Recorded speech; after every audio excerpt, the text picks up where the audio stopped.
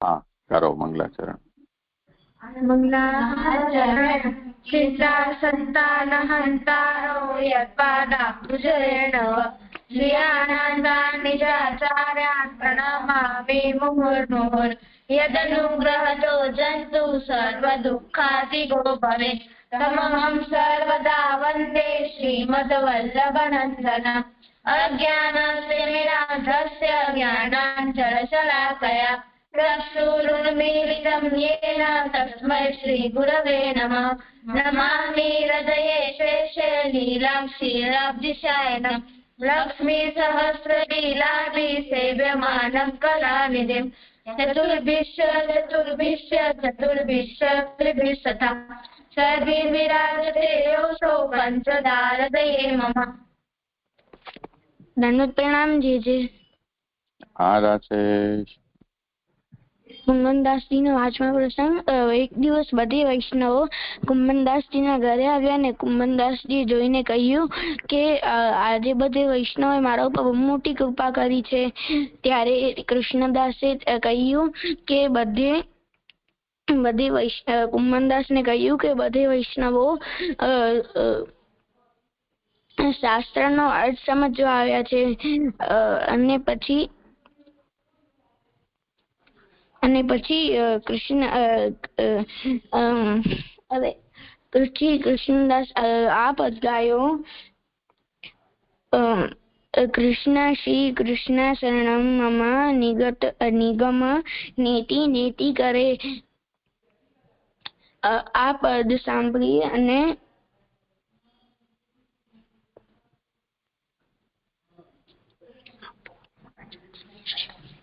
પછી શું થયું? પછી પંચાક્ષર મંત્રનું હાર્દ બતાવે તેવું કીર્તન ગાયું। તે કીર્તન હતું કૃષ્ણએ કૃષ્ણ મન માહ ગતિ જાનીએ ચરણ રજ વલ્લભાધીશ મન સાનીએ। પછી બધે વૈષ્ણવો કુંભનદાસને વિદાય આપી અને બધે ઘરે ગયા। આનાથી એ શીખ મળે છે કે આપણે પુષ્ટિ માર્ગનો અર્થ હૃદયારૂઢ કરવો જોઈએ। અચ્છા અચ્છા, બહુ સારું। આનામાંથી શબ્દ છે ભગવદીય। ભગવદીય એટલે જે ભગવાનની સેવા કરે ને ભગવાને જેને સ્વીકાર્યા હોય તેને ભગવદીય કહેવાય।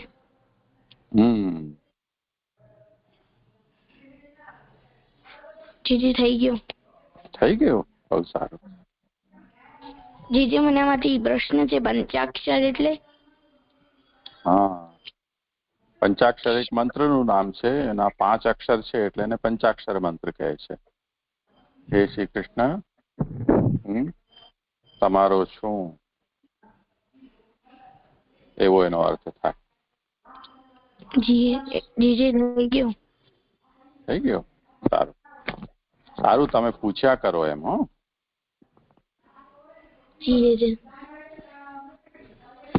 હવે હા જી, એ જે હનુમાનજીનો પ્રસંગ છે। પુંજી કસ્થલા ઈ બૃહસ્પતિની શિષ્યકા હતી, એટલે સેવિકા હતી। એમને એકવાર એમનાથી ભૂલ થઈ ગઈ અને એમને ઋષિ બૃહસ્પતિનો અપમાન કરી નાખ્યું। ઋષિ બૃહસ્પતિએ એમને શ્રાપ આપ્યો કે તમે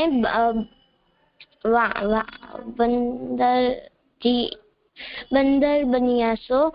એટલે તમે એમ કહ્યું તો એમને એમ કહ્યું કે જ્યારે તમારા ઘરે શિવજીનો અવતાર થશે ત્યારે તમે સરખાથી શ્રાપ મુક્ત થશો।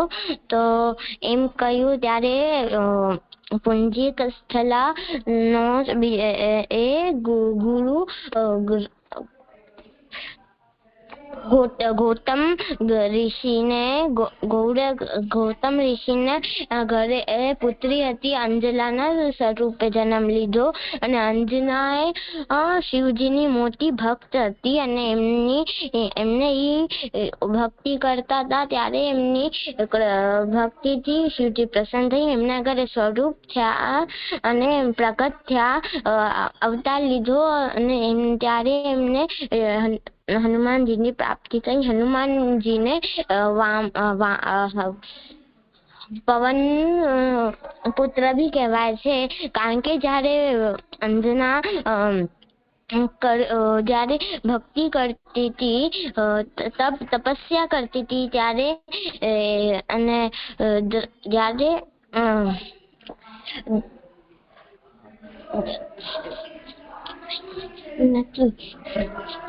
દશરથ રાજાને જે યજ્ઞમાંથી ખીર મળી હતી એ ખીર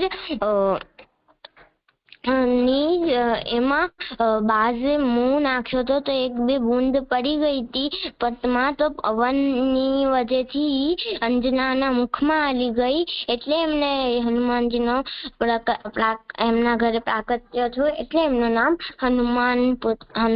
પવન પુત્ર બી કહેવાય છે. અચ્છા, બહુ સારું. આમાંથી શબ્દ છે આમાંથી શીખ છે કે આપણે ક્યારે બી સેવા કરીએ તો આમાં કોઈ બી ભૂલ ના થવી જોઈએ. સાવધાનથી કરવી જોઈએ. આમાં કોઈ શબ્દ નથી. આમાં શબ્દ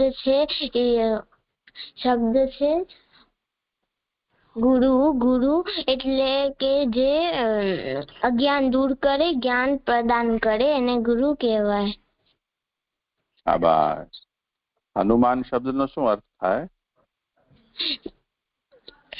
જે હનુમાન શબ્દનો અર્થ થાય હનુ એટલે કે આપણી મુખના નીચેનો ભાગ અને હનુમાનજીનો નામ ઇન્દ્ર જ્યારે હનુમાનજીએ એમનો પહેલાનું નામ મારુતિ હતો એ જાય અને ખાતા હતા એમને એવું લાગ્યું તો સૂરજ આકાશ ફળ છે તો એમને ખાવા જતા હતા તો ત્યારે એમને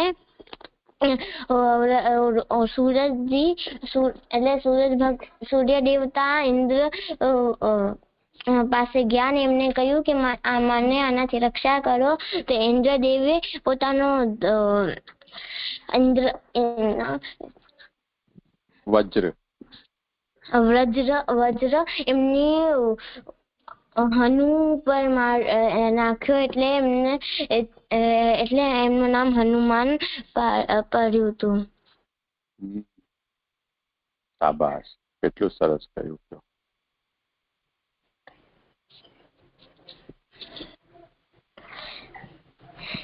બીજું છે કઈ આમાં? ના છે. કોઈ પ્રશ્ન નથી ને? ના છે. બહુ સારું, ઠીક છે. હવે આગળ શું કરશું? જીજી મેં કીર્તન કર્યું છે. હા, બહુ સારું. માયા જ તો હિંડોરે ઝૂલે છૈયા કદમ કી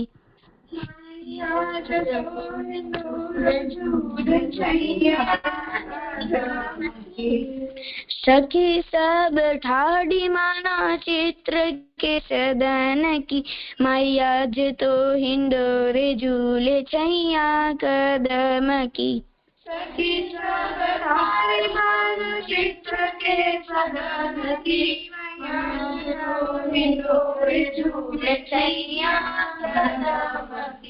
देखत रंगील नैना बोलत मधुर बेना मोहे तहाँ कोटि कम छबिले बदन की मैया ज तो हिंडोरे झूले छैया कदम की देखत रंगील नैना बोलत मधुर बेना मोहे तहाँ कोटि कम छबिले बदन की मैया ज तो हिंडोरे झूले छैया कदम की गावत मधुर ध्वनि मोहे सुर नर मुनि शंकर से हम जो शंकर से महाजोगी तारी छूटी तेन की माया आज तो इंदोरे झूले छैया कदम की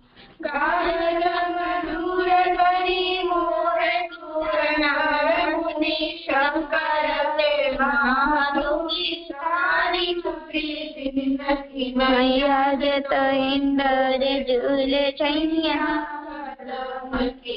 त्रिविध समीर जहाँ बंसी बट खेलत मंद मंद गावे सखी राधा के रमण की मैया ज तो हिंडोरे झूले छैया कदम की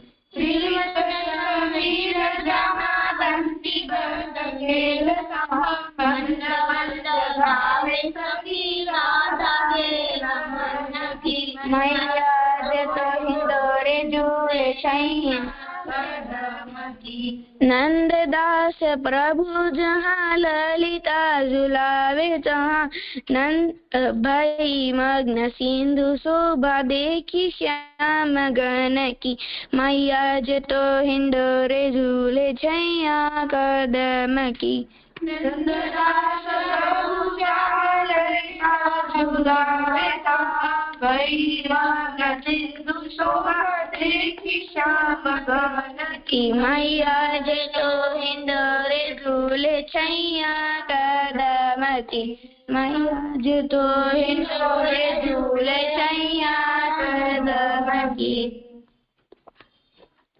जी થઈ ગયું બહુ સુંદર કર્યું. હો આમાં તો ઝૂલવાના કરતા નાચવા જેવું લાગે છે.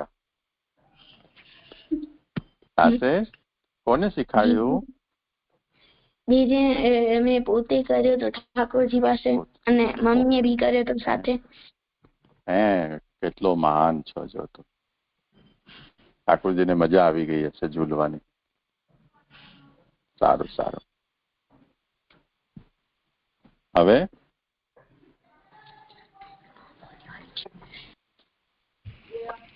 ચાચા હું ગઈકાલના અધ્યાયનું આવર્તન કરું. હા કરો. જી ચાચા.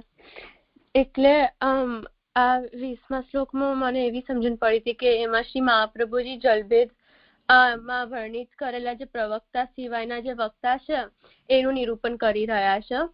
એટલે એવો પ્રશ્ન થાય કે જલભેદમાં જે વર્ણિત સિવાયના જે વક્તા છે તો એમનું શ્રવણ કરવું કે ના કરવું. તો કારણ કે એવા જુદા જુદા પ્રકારના પણ પ્રવક્તા હોય શકે જે શ્રી મહાપ્રભુજી આમાં નિરૂપણ નહીં કર્યા. તો આપણે એમનું શ્રવણ કરી શકાય કે ના કરી શકાય એવા પ્રશ્ન થઈ શક્યા. એટલે જે નવીન પ્રકારનો જે વક્તા પ્રાપ્ત થાય જે આમાં વર્ણિત ના હોય તો એમના પાસેથી શ્રવણ કરવાથી જે ફળની પ્રાપ્તિ થાય એ જલના એક્ઝામ્પલથી આપણે સમજી લેવું જોઈએ. એટલે અહીંયા જે પતિતોદક અને ઉદ્રતોદક એવું શ્રી મહાપ્રભુજી ઉદાહરણ આપે છે એનાથી આપણે સમજવું જોઈએ.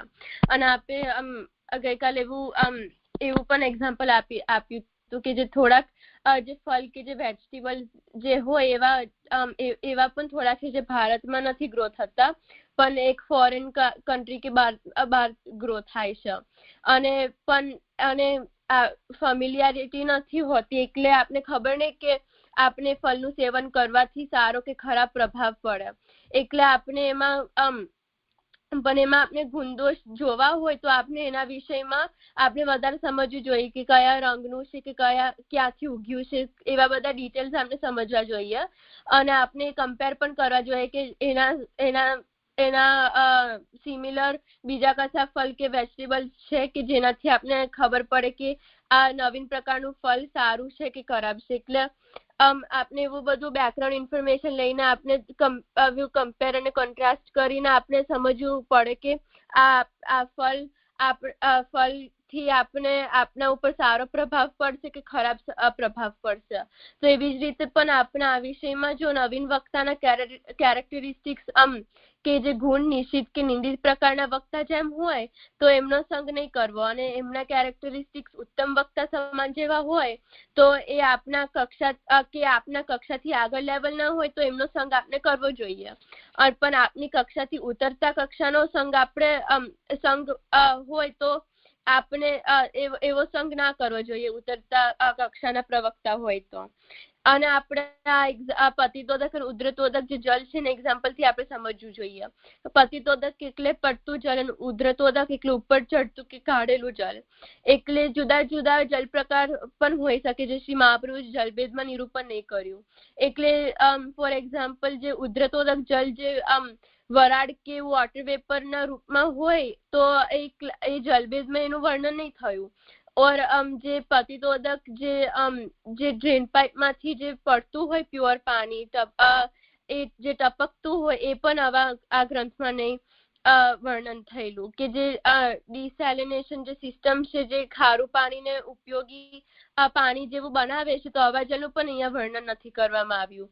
તો આપણા કેવી રીતે સમજવું જોઈએ એવો પ્રશ્ન થાય. તો જેવી રીતે આ જલના ગુણદોષને આગળ સમજાવેલા જલ સાથે આપણે કમ્પેર કરી આપણે સમજી શકીએ કે આ જલ તાજ્ય છે કે ગ્રાહ્ય છે. તો એવી જ રીતે આપણે પણ આ પ્રવક્તાના સંબંધમાં કરવું જોઈએ કે આગળ જે સમજાવેલા પ્રવક્તા ના જે ગુણદોષ છે તો આ નવીન પ્રકારના પ્રવક્તા સાથે કશી સિમિલારિટી હોય તો એને કમ્પેર કરીને આપણે સમજવું જોઈએ કે આ પ્રવક્તાનો સંગ કરવો કે ના કરવો એવું સમજીતી જાય છે. હા, બહુ સારું.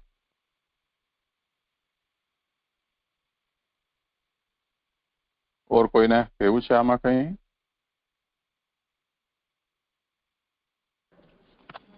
જે મને આમાં એટલો એડ કરવો છે કે આમાં જે અહીંયા જે જલનો અહીંયા પ્રકાર કયો છે જે ઇવાપોરેશન જે ઇવાપોરેટ જે વોટર છે જે ઉપર અટકાય છે તો એવા કોઈ ક્યાંય એવા કોઈ જળનો આખા જલભેદ ગ્રંથમાં આવા જળનો માધ્યમ કે આવા પ્રવક્તાઓ ક્યાંય વર્ણવ્યા નથી. તો એવી જ રીતે આપણે સમજવું જોઈએ કે એટલે જે જલભેદમાં પ્રવક્તાઓ વર્ણવેલા છે એના અતિરિક્ત એના અલાવા સિવાયના જે બીજા પ્રવક્તાઓ છે એમની વાત થઈ રહી છે. તો જે કહ્યા છે એનાથી અતિરિક્ત જે પ્રવક્તાઓ છે એના ગુણ અને દોષોને વિચાર કરીને તે પ્રકારે તેનું શ્રવણ કરવાથી જે પ્રવક્તાઓ છે એના ગુણ દોષોની વિચાર કરીને તે પ્રકારના તેના શ્રવણ કરવાથી ફળદાયક થશે કે નહીં થાય એ આપણે સમજવું જોઈએ. જે મને આમાંથી એવું સમજાયું. ઠીક છે. અર્પણને કંઈ કહેવું છે? ના, જે હમણાં આવી સમજણ પડી હતી કે અહીંયા આપણે આ શ્લોક કોના માટે છે કોના માટે નથી, કોને લાભ થશે કે નહીં થાય એનો વિચાર આપણે પહેલાના જલના એક્ઝામ્પલથી આપણે કરી શકીએ છીએ કે જે કૂવાને પાતળ જલ કહેવાય છે કે જે ઊંડું હોય. તો આમાં જે જલ છે નિર્મલ હોઈ શકે છે પણ કાઢવાનું મુશ્કેલ હોય કારણ કે બહુ ઊંડું હોય. અને બીજું હતું કે વરસાદનું જલ એટલે જેમાં અને જે વરસાદનું જલ જેમાં આપણે સ્ટોર કરીએ છીએ એમાં જે ગુણ કે દોષ એની અંદર વરસાદનું જલ સાથે મિશ્રણ થઈ જાય છે. તો આવી જ રીતે આપણે જુદા જુદા પ્રકારના જલ આપણે જોયા કોઈક દ્રષ્ટિથી ઉપયોગી બની શકે છે અને કોઈક દ્રષ્ટિથી એ નિરુપયોગી બની શકે છે. અને હવે જો આપણે એવા વક્તાથી ભગવત ગુણગાન આપણે સાંભળીએ કે જે આ જલભેદ ગ્રંથમાં શ્રી મહાપ્રભુજી મેન્શન નહીં કર્યું તો એમના પાસેથી સાંભળવું આમને લાભ થશે કે નહીં થાય. તો જ્યારે આપણે એક વસ્તુ સમજી લીધું છે તો બીજી વસ્તુ પણ સમજી લઈએ છે. તો થોડુંક અનુભવથી થાય છે અને થોડુંક બુદ્ધિથી થાય છે. તો જે પણ પ્રકારના વક્તા ગણાવ્યા એ વક્તા પાસેથી એટલે જે પણ પ્રકારના વક્તા ગણાવ્યા જલભેદ ગ્રંથમાં એ વક્તા પાસેથી જો એમનાથી ભગવત ગુણગાન સાંભળીએ તો આપને શું લાભ થશે, કોને લાભ નહીં પડે, કોને ઉપયોગી નિરુપયોગી બનશે. તો એ જલના ઉદાહરણથી શ્રી મહાપ્રભુજી સમજાવ્યું. અને હવે જે પ્રવક્તાઓ શ્રી મહાપ્રભુજી પહેલા સમજાવ્યા છે એમના સિવાયના વક્તાઓ પાસેથી આપણે શ્રવણ કરી શકાય કે ના? તો હવે જે જલ છે એનું ફિલ્ટરેશન થાય છે અને એ પ્રોસેસથી જલ શુદ્ધ બની જાય છે. તો જો આપણે વક્તાના કોન્ટેક્સમાં લઈએ તો જો કોઈને વક્તા જોઈએ છે પણ જે વક્તા એને જોઈએ છે એવો મળતો નથી તો જે છે એની સાથે ચલાવી લેશે તો એને સેકન્ડરી સોર્સ તરીકે માનવું જોઈએ. એટલે જે પણ વાત એને કીધી છે એને રિઅશ્યોર કરવું પડશે, સીધું એને સત્ય ના માનવું જોઈએ. હવે એટલે આવી ગ્રેડેશન વક્તાની અંદર મળે છે. હવે શ્રી મહાપ્રભુજીએ એવું સમજાવ્યું છે કે એ વક્તાઓને સાંભળવાથી અમને શ્રી મહાપ્રભુજીએ એવું પણ સમજાવ્યું હતું કે આ વક્તાઓને સાંભળવાથી અમને શું ફળ મળે છે. એટલે થ્રુઆઉટ ધ જલબેઝ ગ્રંથ ફળમાં તારતમ્ય થાય છે. અને તો જો કોઈક નવીન વક્તા મળી જાય તેમના પાસેથી સાંભળવાથી તો સાંભળીએ તો ફળમાં જે તારતમ્ય થાય છે તો ફળમાં તારતમ્ય થાય છે કોઈક નવીન વક્તા પાસેથી આપણે સાંભળીએ. હવે જે પ્રવક્તાના માટે નિરુપયોગી છે તો એમને નિંદિત કે નિશ્ચિત કક્ષામાં મૂકવું જોઈએ અને એમનો સંગ કરવો ના જોઈએ. અને જો આપણે કરીએ તો આપણે એમને શીખવવું જોઈએ કે શું સાચું છે શું ખોટું છે. મને એવી સમજણ પડી છે. હા, બહુ સારું.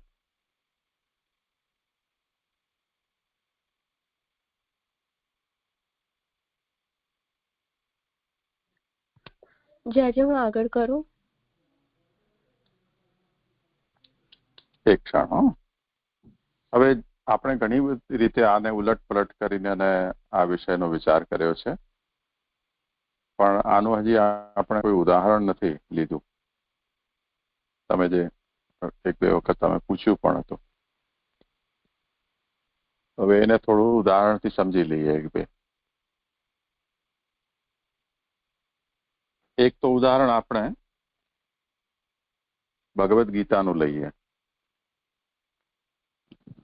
કેટલાક વક્તાઓ જેમ આપણે જોયું કે વક્તા આપણી સામે હોય અને આપણી સામે કોઈ વાતને કહી રહ્યા હોય ને આપણે કાનોથી ને આપણી જાગૃત બુદ્ધિથી એને સાંભળવા સમજવાનો પ્રયત્ન કરતા હોઈએ. એ જાતનું આ કીર્તન અને શ્રવણ એટલે લાઈવ નેચરનું, ઓફલાઈન. બીજું ઓનલાઈન અત્યારે આપણે કરી રહ્યા છીએ જેમાં વક્તા અને શ્રોતા બંને એકબીજાથી પરોક્ષ છે પણ કેવલ સાઉન્ડ જઈ રહ્યો છે અને એટલે બંને મ્યુચ્યુઅલી આપણે એકબીજાને સાંભળી રહ્યા છીએ અને બોલી રહ્યા છીએ. એક ઇન્ટરેક્ટિવ છે આ. કેટલીક વખત જગ્યાએ એવું થાય કે જેમાં ઇન્ટરેક્ટિવ ન હોય. જેમ અત્યારે મેં અમુકને અનમ્યુટ કર્યા છે તો એ લોકો ઇન્ટરેક્ટ કરી શકશે મારી સાથે, બાકી બધા મ્યુટેડ છે. એની સાથે મારું કોઈ સંવાદ નથી, કેવલ મારું સાંભળી શકશે. તો ઘણી બધી વાતો જ્યાં ઇન્ટરેક્શન હોય ત્યાં તો સંવાદના રૂપમાં વક્તાના અભિપ્રાયને સમજમાં ના આવ્યું હોય તો શ્રોતા સાંભળીને અથવા તો જેમ અત્યારે તમે લોકો જે સાંભળેલું ફરીથી આવર્તન કરીને મને સંભળાવો છો તો હું એની અંદર કોઈ કરેક્શન હોય તો કહી શકું છું. આ રેસિપ્રોકલ છે. એને કારણે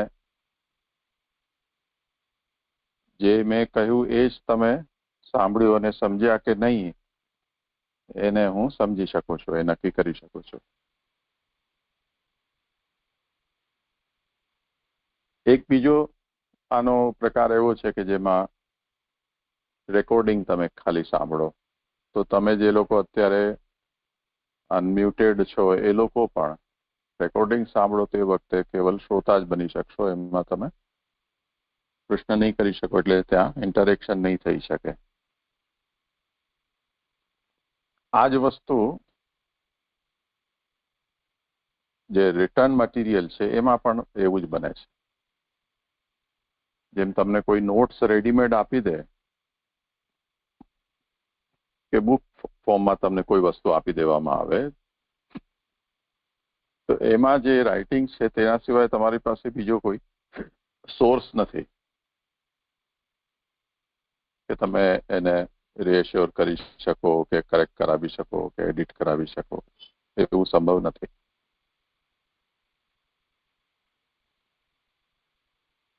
આપણે ત્યાં જેટલું પણ શાસ્ત્ર છે, એટલે શાસ્ત્ર એક ટર્મ છે, અને પરંપરામાં કયા ગ્રંથ માટે શાસ્ત્ર શબ્દને વાપરવો એમાં દરેકની પોતપોતાની ચોઈસ છે. પણ મોટે મોટે રૂપમાં આપણે જોઈએ, જે ઉદાહરણ લઈ રહ્યા છીએ એમાં એ વેદ, રામાયણ, મહાભારત, સ્મૃતિઓ, પુરાણ અને આગમ તંત્ર, આ બધા શાસ્ત્રો છે અને એ લગભગ બધાને માન્ય છે. એટલે શાસ્ત્ર આધારિત જેટલા પણ ચિંતકો છે કે જેટલા પણ સંપ્રદાયો છે, સાધના પ્રણાલીઓ છે, એ બધાને શાસ્ત્ર તરીકે આ બધા મોટે ભાગે માન્ય છે. એમાં પ્રેફરન્સ કોઈનો કોઈ શાસ્ત્ર ઉપર વધારે હોઈ શકે, જેમ કે મહાપ્રભુજી ભાગવતને પ્રિફર કરે છે, મધ્વ સંપ્રદાય છે એ મહાભારતને પ્રિફર કરે છે. એ રીતે હવે જે શાસ્ત્ર છે એના જે પ્રવક્તાઓ છે એ આપણા સામે તો નથી. એમણે જે કહ્યું છે અને પરંપરાથી આપણને જે એનું રિટર્ન ફોર્મેટમાં એ મળેલું છે એ જ આપણી પાસે છે.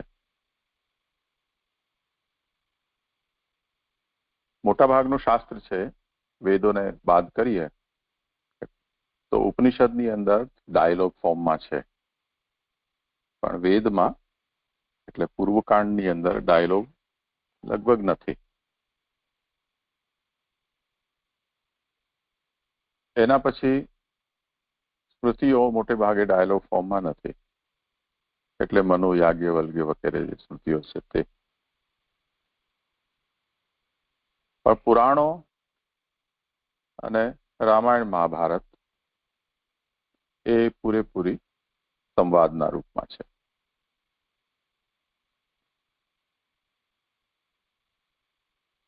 એના અંતર્ગત આપણે ભગવદ્ ગીતા પણ લઈએ છીએ. હવે સંવાદમાં ભગવદ્ ગીતાનું ઉદાહરણ લઈએ, એમાં સંજય, ધૃતરાષ્ટ્ર, દુર્યોધન, ભગવાન શ્રી કૃષ્ણ, અર્જુન, આટલાનો ડાયલોગ આમાં છે. હવે આપણે જયારે એમ કહીએ છીએ કે હિન્દુ ધર્મનો સૌથી આધારભૂત ઓથેન્ટિક કોઈ જો ગ્રંથ છે તો એ ભગવદ્ ગીતા છે. પણ એ ભગવદ્ ગીતામાં જે વિલન છે, અસુરો છે, એવા ધૃતરાષ્ટ્ર અને દુર્યોધનના પણ શબ્દો છે.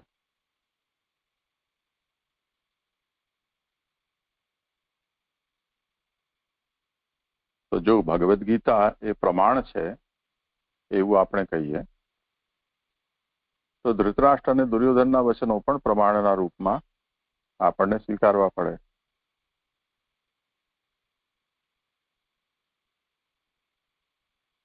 એટલે પરંપરા એને સમજાવે છે. જેમ શ્રી મહાપ્રભુજીનું બહુ પ્રસિદ્ધ વચન છે, વેદાહ શ્રી કૃષ્ણ વાક્યાની વ્યાસ સૂત્રાણી ચૈવ હિ સમાધિ ભાષા વ્યાસસ્ય પ્રમાણં તચ્ચતુષ્ટયમ. વેદ અને શ્રી કૃષ્ણના વાક્યો. શ્રી મહાપ્રભુજીએ બહુ જ સાવધાનીથી ગીતા શબ્દને ન વાપરીને કૃષ્ણ વાક્ય કહ્યું છે. કેમ કે ગીતામાં તો આ લોકો ઉપદ્રવીઓ છે, એમના પણ વચનો છે.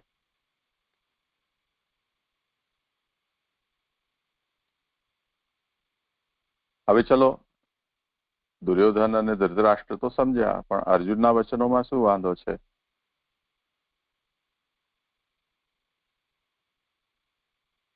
તો વાંધો એમાં એ છે કે વેદ જેવી રીતે ભગવાનની સાક્ષાત વાણી છે, તેવી રીતે ગીતા પણ વેદ તુલ્ય છે. એટલે ગીતાને ઉપનિષદ કહી છે. તો એમાં ભગવાનના વચનો હોય એટલા અંશમાં તો એની વેદ તુલ્યતા છે. તો અર્જુન પણ એમાંથી નીકળી જશે.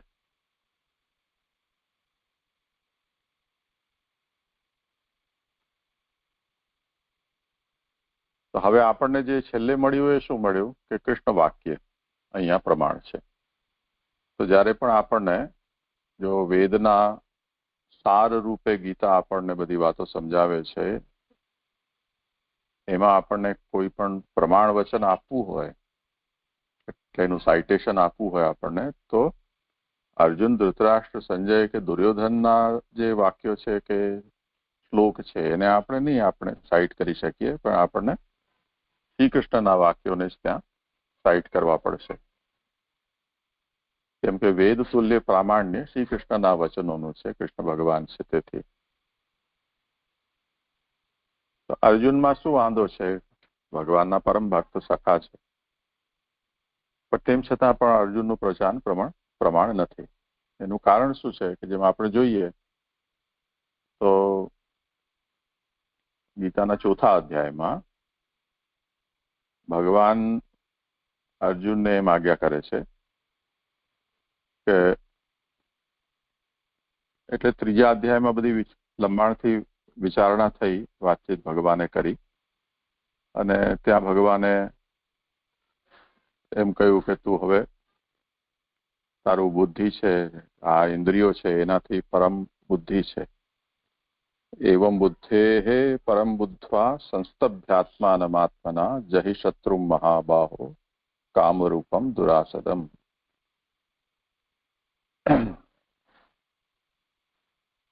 તે ઇન્દ્રિયોથી શ્રેષ્ઠ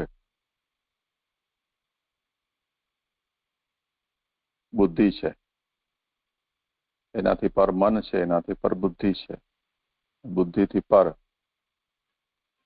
આ જે કામના છે એને તું સમજ, કેમ કે એ બધાને વશમાં કરનારી છે. તો એ જે દુરાસદ એટલે જેનો પરાજય કરી ન શકાય એવું કામરૂપી શત્રુ છે, એને તું પેલા જીતી લે, એમ કહીને અને ભગવાને એ પ્રકરણ પૂરું કર્યું. અને આ જે 3જા અધ્યાયમાં જે વાત કહી એના વિષયમાં પછી આગળ વધારતા ભગવાન એમ કહે છે કે આ જે મેં તને યોગ કહ્યો એ મેં એક વખતે સૂર્યને કહ્યો હતો,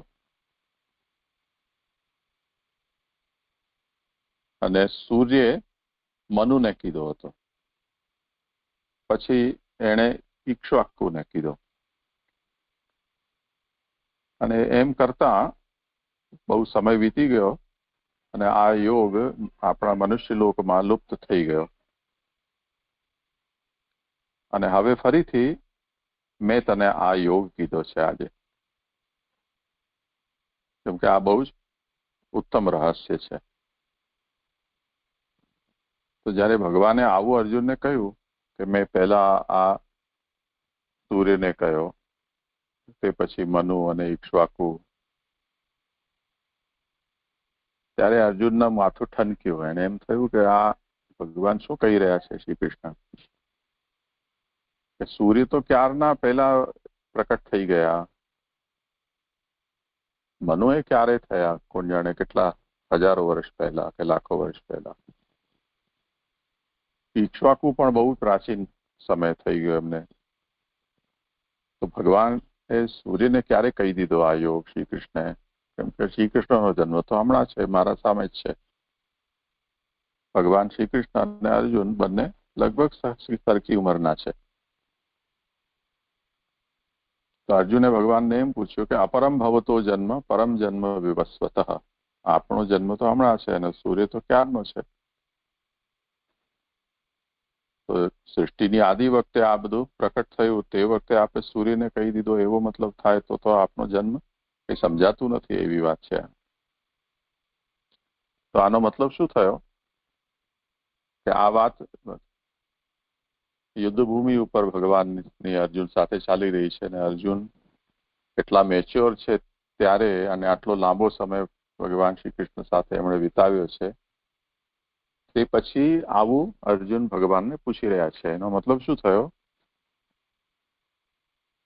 કે પ્રત્યક્ષ ભગવાન છે, ભગવાનના બધા જ પરાક્રમો એ જાણે છે, બધી જ લીલા કથાઓ એમને ખબર છે.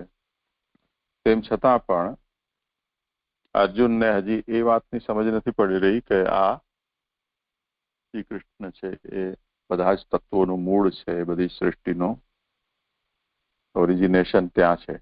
આ વાત અર્જુન નથી સમજી રહ્યા. નહીં તો આવો પ્રશ્ન કરે કોઈ દિવસ?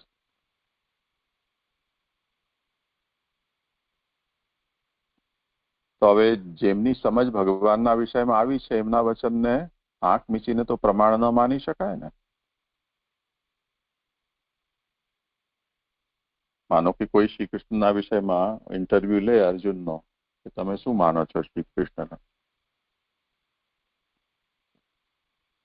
તો શ્રી કૃષ્ણના વિષયમાં અર્જુન તો એમ જ કહે છે જે અહીંયા 4થા અધ્યાયમાં એ ભગવાનને પૂછી રહ્યો છે. એ જે માન્યતાના આધારે આ પ્રશ્ન પેદા થયો છે એવી જ વાતો કરશે.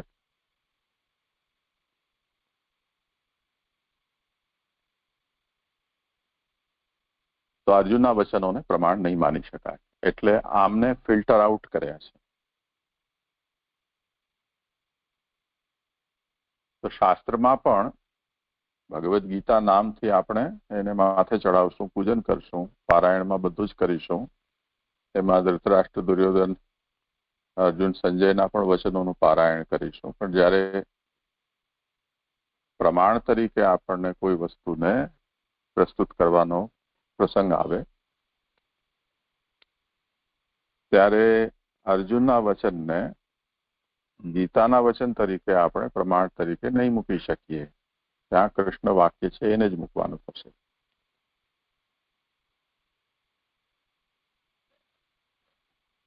આને આપણે શું સમજવું જોઈએ? જેમ શ્રી મહાપ્રભુજીએ ભાગવતના વિષયમાં આપણને આ વાત સમજાવી છે કે ભાગવતમાં એક તો વ્યાસજીએ સમાધિમાં જે અનુભવ કર્યું અને એનું જે નિરૂપણ કર્યું એ ભાગવત સમાધિ ભાષા. એ સમાધિમાં એમણે એ જે અનુભવ કર્યું એમાં કેટલુંક એવું પણ અનુભવ કર્યું કે જે કોઈકને કંઈક કહેતું હોય. શ્રી મહાપ્રભુજી કહે છે કે ભાગવતમાં જયારે એમ કહેવામાં આવે કે આ ફલાણા વ્યક્તિ આવું કહી રહ્યા છે, એમની પાસેથી મેં આવું સાંભળ્યું,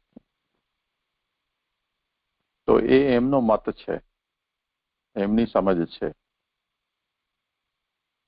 એટલે એને સમાધિ ભાષામાં મતાંતર ભાષા સમજવાની. જેમાં આપણે કોઈ વાત લખીએ એમાં આપણે પોતાની વાત લખીએ અને ઇન્વર્ટેડ કોમામાં આપણે એમ કહીએ કે આ ભાઈ એવું કહેતા હતા, પછી એ જે કહેતા હોય એ વર્ડિંગ આપણે એમાં લખીએ. એ ભલે આપણા જ હેન્ડરાઇટિંગમાં હોય અને લાસ્ટમાં સિગ્નેચર પણ આપણી જ હોય, પણ ઇન્વર્ટેડ કોમામાં જે વાત લખેલી છે એ આપણો ઓપિનિયન છે એમ નહીં, પણ કોઈકનું છે.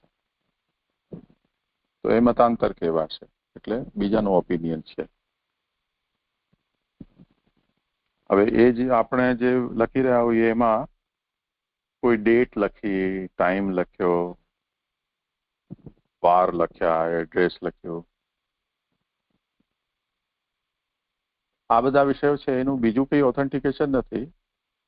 એક ખાલી એક લેટર આ રીતે રાઇટિંગ થાય એની એક મેથડ છે, એનું એક ફોર્મેટ છે ફિક્સ.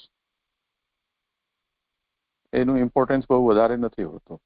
એટલે એને લૌકિકી ભાષા એમ કહેવાય છે.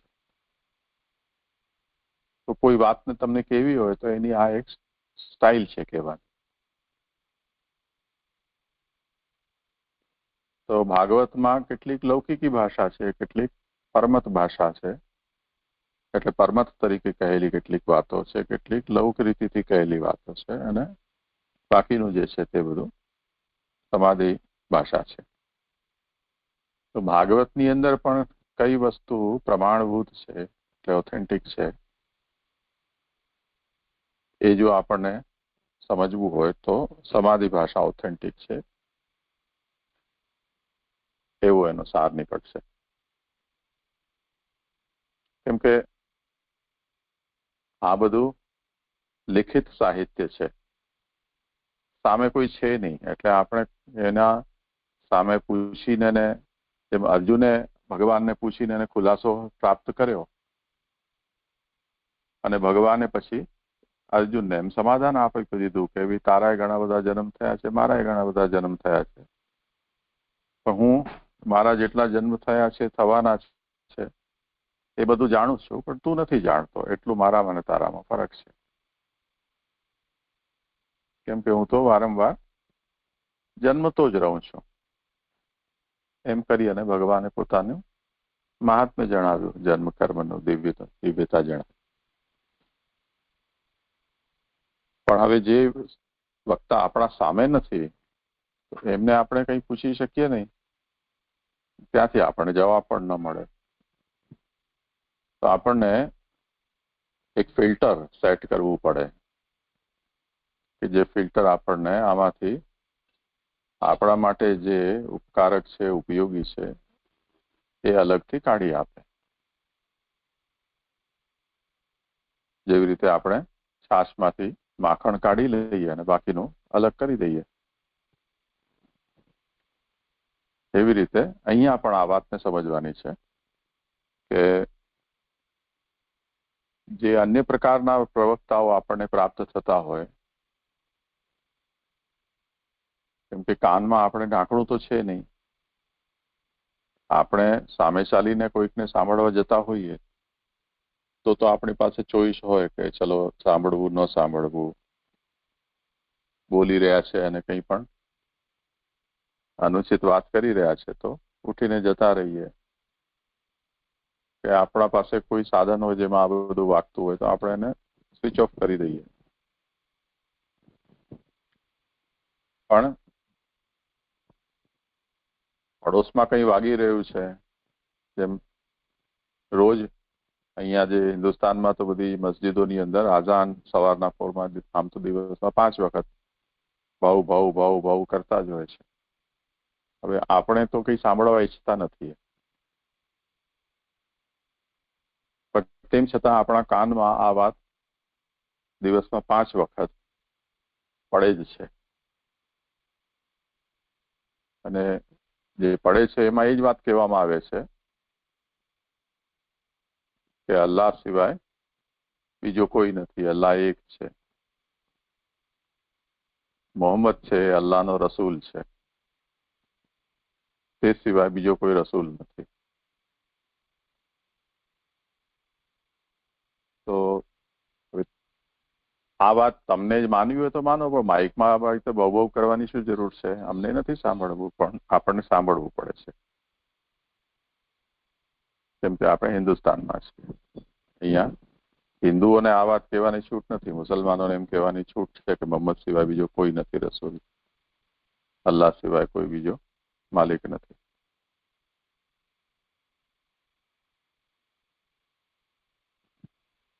તો આપણી બુદ્ધિ છે એને કંઈક ફિલ્ટર લગાડવું પડશે ને, કેમ કે આ કાનમાં તો પડી જ રહી છે વાત. અને એવા પણ લોકો છે કે જેમ પટનાની અંદર પટના હાઈકોર્ટના મેજિસ્ટ્રેટના ઘર પાસે મસ્જિદ હતી અને ત્યાં રોજ સવારના સાંજના આ બહુ ચાલે આ લોકોની. તો એણે કમ્પ્લેન કરી કે આ બંધ કરો. તો હાઈકોર્ટના મેજિસ્ટ્રેટની ટ્રાન્સફર કરી દીધી બિહારમાંથી, બીજા સ્ટેટમાં મોકલી દીધો. એવી જાતની આ પ્રજા છે અને એવી જાતની ભારતની પોલિટિક્સ છે. તો તમારા કાનમાં ગમે ત્યાંથી ગમે તે શબ્દ પડી શકે છે અને એનું શ્રવણ કરે તમને છૂટકો, તો કંઈક તમને એવા ફિલ્ટર કાનમાં તો લગાડી ન શકાય, માઇન્ડમાં તો એને જે પ્રોસેસ કરવા માટેના ફિલ્ટર્સ છે એ તો આપણને લગાડી શકીએ ને, કે કોઈ વસ્તુ કાનમાં પડે છે તો એને કયા અર્થમાં લેવું, એને કેટલું ઇમ્પોર્ટન્સ આપવું. જેમાં આપણે મેસેજીસ આવતા હોય ઘણા બધા, કે ઘણું બધું આપણા ડિવાઇસમાં ડાઉનલોડ થતું હોય, એને કઈ જગ્યાએ પ્લેસ કરવું, એને ઇગ્નોર કરવું, હાઇડ કરવું, બ્લોક કરવું, મ્યુટ કરવું કે રિસાયકલ બિનમાં નાખી દેવું, એ તો બધા આપણી પાસે સાધનો છે. એ બધાના ઉપયોગ આપણે કેમ કરી શકીએ? તો એ રીતે આ બધામાં પણ આપણને એની પ્લેસમેન્ટ આપવી પડશે. તો શ્રી મહાપ્રભુજી આપણને જલભેદના ઉદાહરણમાં જલભેદના એ વાત આજ્ઞા કરી રહ્યા છે કે જે પ્રકારના પ્રવક્તાઓ, એની જે મેજર કેટેગરીઝ હતી એ તો મેં તમને કહી દીધી, અને એ કેટેગરીઝને રેલેવન્ટ જે પણ જલના ઉદાહરણ છે એ પણ મેં તમને સમજાવી દીધા. તો એનાથી એ પ્રવક્તાઓના ભાવ જો તમારામાં ટ્રાન્સમિટ થઈ રહ્યા છે તો એનું શું ફલ થશે એ તમે જલના ઉદાહરણથી સમજી શકશો. અને જે નથી કહ્યા એને એના સબ કેટેગરીઝના રૂપમાં તમે ક્લાસિફાય કરી શકશો, અને એકોર્ડિંગલી જે જલના જે ઉદાહરણો છે એ પણ તમે એનાથી શોધી શકશો કે પડેલું જલ છે અથવા તો એમાંથી ઉદ્ધૃત કરેલું જલ છે. તો એનાથી એ વસ્તુ શ્રવણ કરવા યોગ્ય છે કે નથી એને તમે સમજી શકશો. એ સૂઝ તમારા અંદર પેદા થઈ જશે. એક ઉદાહરણ આપું છું, ફની છે ઉદાહરણ. આજે જ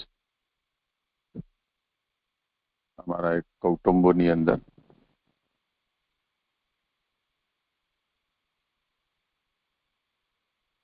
બંડી કી ભાવના, એટલે આજે બગલબંધી પહેરવામાં આવે છે એની भावना.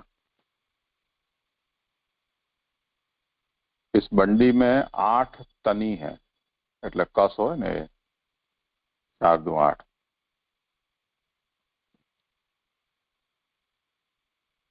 તો એ જે છે એ અષ્ટ સખીઓની આત્મા છે, એની એ ભાવના એ છે.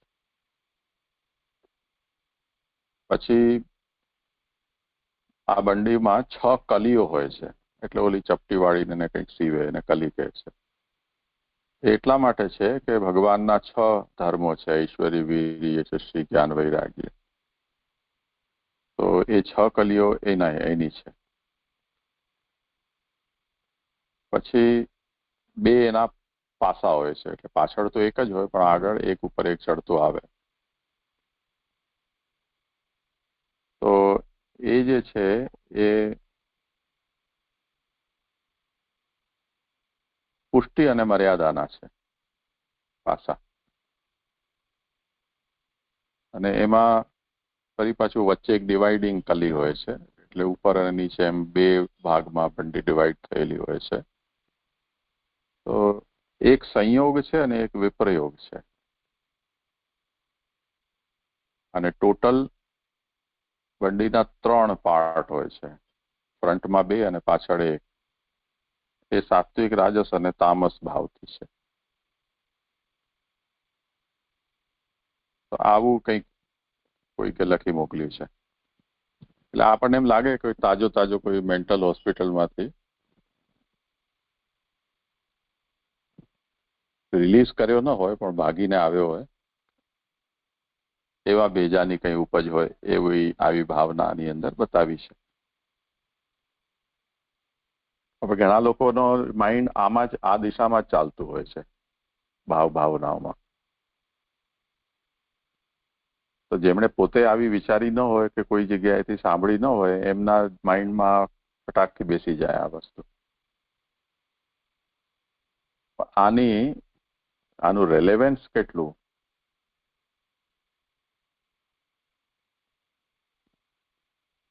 અને આની ઓથેન્ટિકેસી શું, એ તો વિચારવું પડશે ને.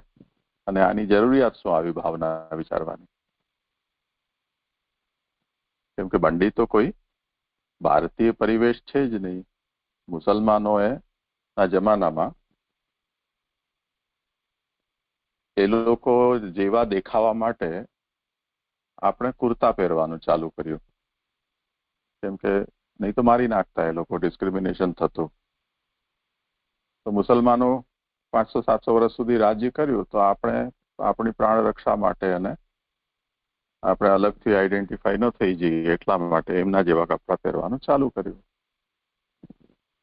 એમાં પછી એક સજેશન આવ્યું કે ભાઈ આ રીતે ઉપરથી સીધું પહેરી લેવું એ તો અરબી વેશ છે અને તો એકદમ જ મુસલમાની વેશ છે.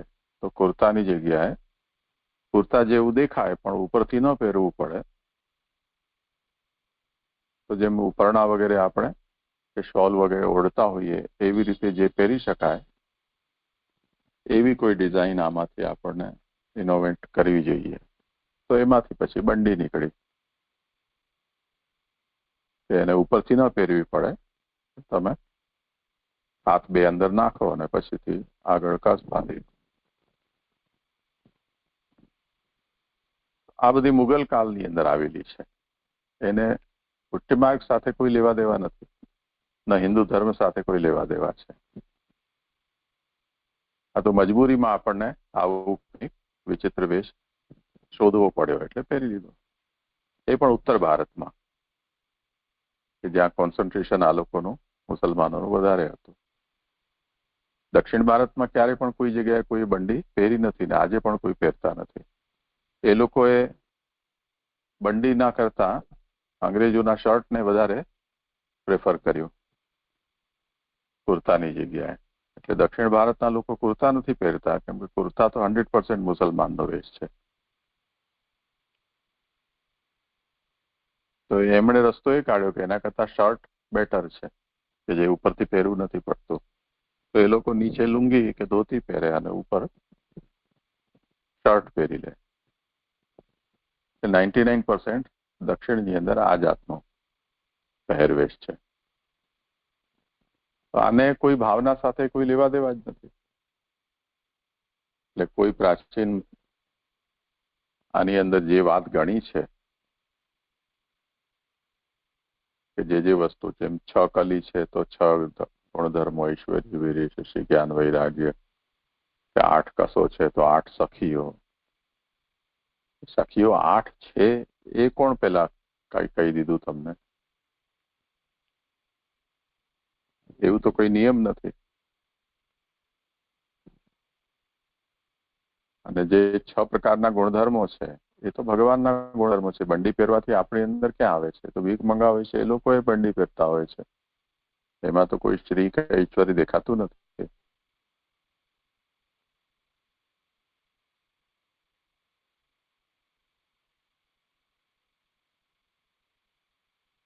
તો ધ્યાનથી સમજો કે આવું કંઈ પણ ગમે ત્યાંથી આવી જાય. ને જે લોકોને એના માઇન્ડમાં જેમને ફિલ્ટર નથી એ લોકોને ભલું પૂછવું કે આ મગજમાં ઘૂસી પણ જાય તો એમનું માઇન્ડ પણ આ દિશામાં જ ચાલતું જ હોય. એમનો રુચિનો વિષય હોય તો પછી એની અંદર ઓર વધારે ઝીણવટથી વિચારવા લાગે. તો આ બધા વિષયોને આપણને સમજવા પડશે. એટલે જ મહાપ્રભુજી એમ આજ્ઞા કરે છે કે ઉક્તાતિરિક્ત વાક્યાની ફલંચાપી તથા તથા. મને એમ લાગે છે કે આ વિષય તમને સ્પષ્ટ થયો હશે, સમય પણ થયો છે, તો અહીંયા